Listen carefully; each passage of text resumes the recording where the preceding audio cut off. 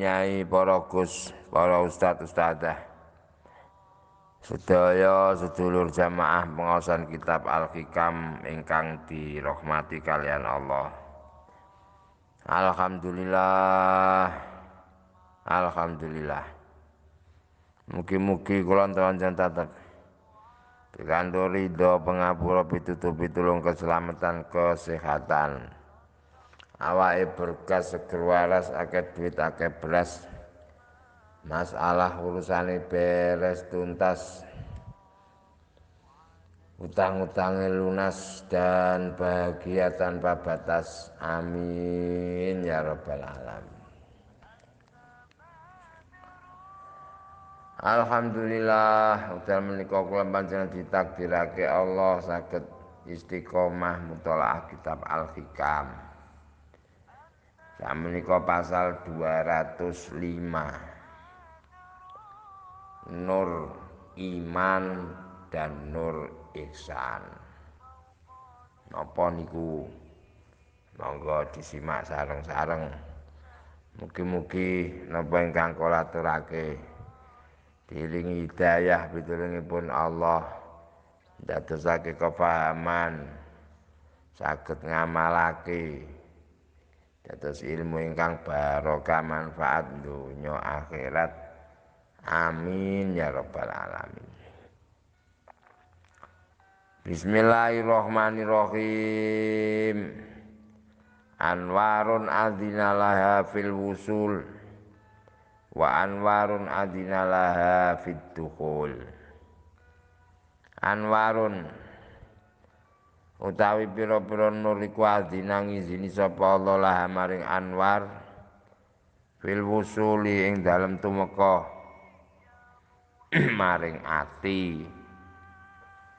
Wa anwarun lan utawi pira-pira nur iku adzina ngizini sapa Allah laha maring anwar fituhul ing dalem mlebu manggon ing dalem ati.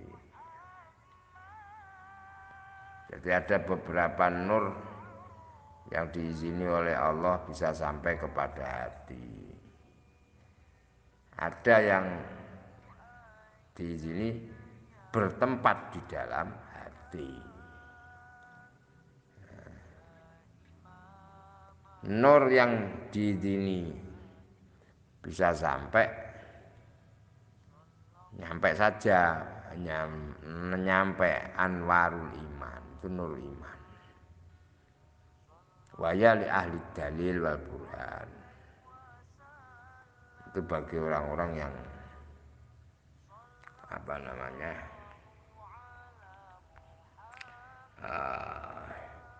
masih dalam proses pencarian bukti untuk keyakinan dan keimanan mereka.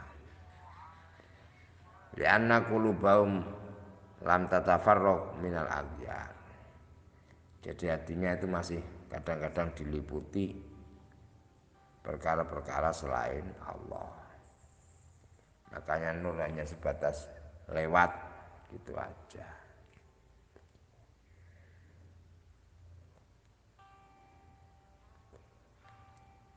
Nah, kalau nur yang bisa masuk sampai bertempat di dalam hati itu adalah nur ihsan.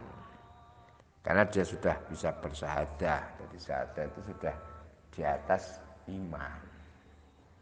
Jadi dia sudah menyaksikan, membenarkan, meyakini, kemudian bersaksi. Nah, adanya bisa syahadah berarti hati sudah bersih. Sehingga nur bertempat di situ.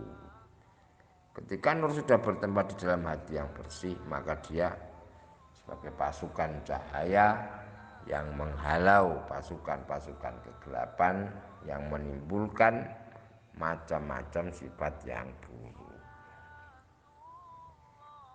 Jadi dua kelompok nur ilahiyah yang masuk ke dalam hati itu, yang pertama adalah nur iman, tapi hanya berhenti di luarnya saja, belum bisa menembus atau bertempat ke dalam hati. karena masih ada gambar-gambar yang selain Allah, dan masih ada penyakit-penyakit hati yang perlu disembuhkan. Ini biasanya terjadi bagi orang yang masih dalam proses suluk, proses perjalanan, belum istiqomah zikirnya, ya masih kadang ingat Allah, kadang tidak, kadang masih menuruti syahwatnya, itu sebatas lewat saja, hanya singgah saja. Nah, yang kedua adalah nur ihsan, nur yang sudah bisa masuk dan bertempat di dalam hati, karena hatinya sudah bersih dari gambar-gambar dan sudah bersih dari macam-macam penyakit, sehingga nur itu tadi bertempat di dalam hatinya. Ini yang orang yang sudah bisa istiqomah, selalu zikir kepada Allah qiyaman wa qu'udan, sehingga dia musyahadah. Nah, ini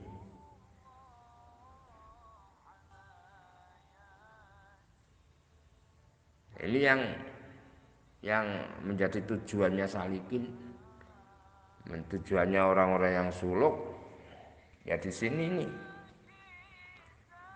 gitu. Sebagaimana dawuh Rasulullah sallallahu alaihi wasallam, innan nura idza dakhalal qalba infasaha wan soroha. Nur itu apabila masuk di dalam hati, maka hati itu menjadi lapang dan hati itu menjadi luas, hatinya luas. Ada yang bertanya, gila ya Rasulullah, wal lidzalika min alamati ya'rifu biha, apakah itu tanda-tanda, apakah tanda-tanda yang bisa diketahui dari adanya nur yang masuk dalam hati itu? Qala at-tajafi an dalil ghurur wal inabah ila dalil khulud wal istidad lil maut qabla nuzuli. Ya, tanda-tandanya itu ya orang itu mulai menjauh dari darul ghurur, artinya urusan duniawiyah. Kemudian dia menuju ke darul khulud, persiapan mati sebelum datangnya. Jadi wong wis mati sak jerone urip. Artinya seperti itu. Jadi semangat di urusan akhiratnya daripada urusan duniawiyahnya. Artinya sudah muncul kesadaran keimanan, kesadaran diri, tahu tujuan dan alasan Allah menjadikan dia sebagai manusia di dunia.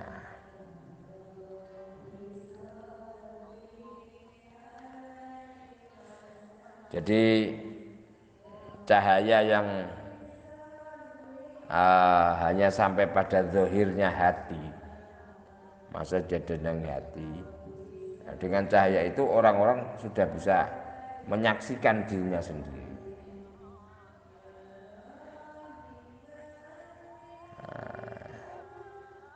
Dia melihat jati dirinya, sebatas kemampuan dan sebagainya.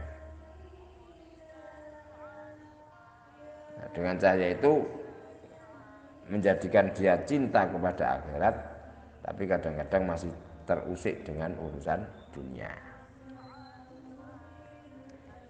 Sedangkan cahaya yang merasuk, bahkan bertempat di dalam lubuk hati yang paling dalam, dia masuk di sir, maka karena cahaya itu orang bisa tidak melihat sesuatu yang lain selain wujudnya Allah.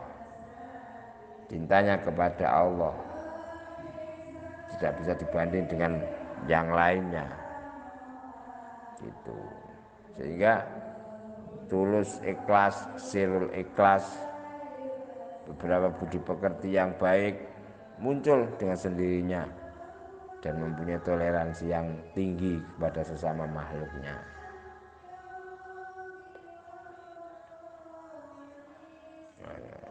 Tengerane mau ngono tok. Jadi kalau nur itu masih di luar, kadang-kadang masih membanggakan diri dan sebagainya. Tapi kalau sudah masuk di dalam hati, wis fana. Pengakuan kediriannya sudah enggak ada.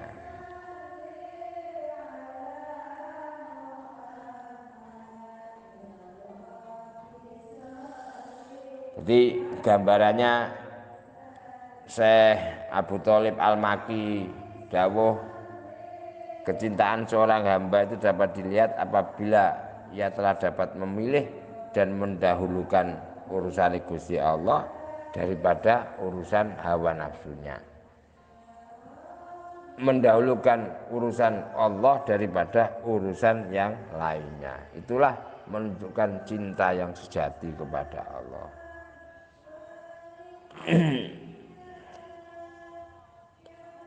Jadi secara gambaran,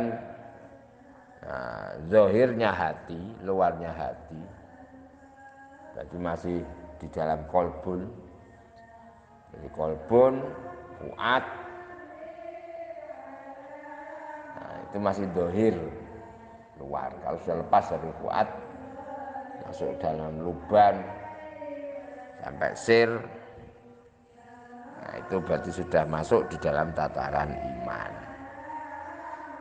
Saya kira itu yang bisa saya sampaikan, kurang lebihnya mohon maaf. Ihdinas siratal mustaqim. Wassalamualaikum warahmatullahi wabarakatuh.